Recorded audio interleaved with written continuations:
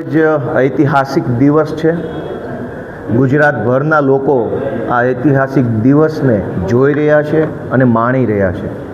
વર્ષોથી ગુજરાતની જનતા જે ક્રાંતિ, જે ફેરફારની, પરિવર્તનની રાહ જોઈ રહી હતી, એ ફેરફાર આવવાની શરૂઆત થઈ હોય એવી ઉત્સાહની અને હર્ષની લાગણી ગુજરાતની જનતા અનુભવી રહી છે।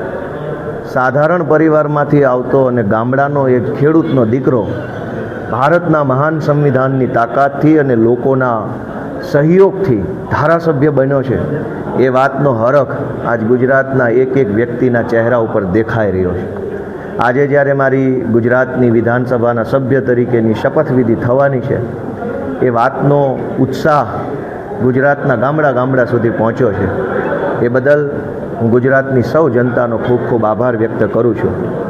મારા પોતાના માટે પણ આ એક ખૂબ રોમાંચ આપનારો, ગર્વ આપનારો દિવસ છે, કેમ કે મેં ક્યારેય વિચાર્યું નહોતું કે મારા જેવા સામાન્ય માણસને અવડા મોટા પ્લેટફોર્મ ઉપર કામ કરવાની તક મળશે।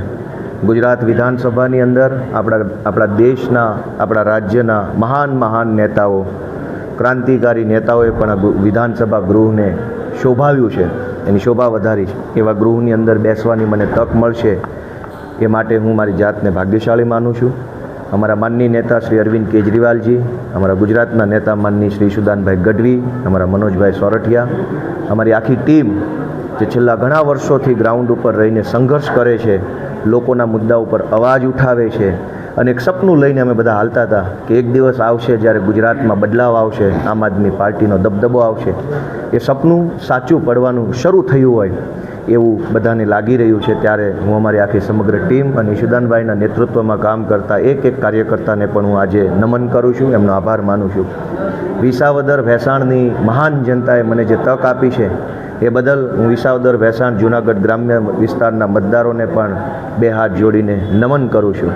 અને આ ઐતિહાસિક દિવસે, ઐતિહાસિક ક્ષણે હું આપણા ગુજરાતના લોકપ્રિય ખેડૂત નેતા સ્વર્ગસ્થ કેશુબાપા પટેલને પણ વિનમ્ર શ્રદ્ધાંજલિ અર્પણ કરું છું, એમને હું યાદ કરું છું અને પ્રાર્થના કરું છું કે કેશુબાપાએ ગામડું, ખેડૂત અને ખેતી માટે જે કાંઈ પોતાનું યોગદાન આપ્યું છે, એ રસ્તા ઉપર અમે ચાલી શકીએ। ગામડા માટે, ખેડૂત માટે, ખેતી માટે અને યુવાનો માટે અમે કંઈક સારું કામ કરી શકીએ, એવું ઈશ્વર અમને બળ આપે એવી પ્રાર્થના કરું છું।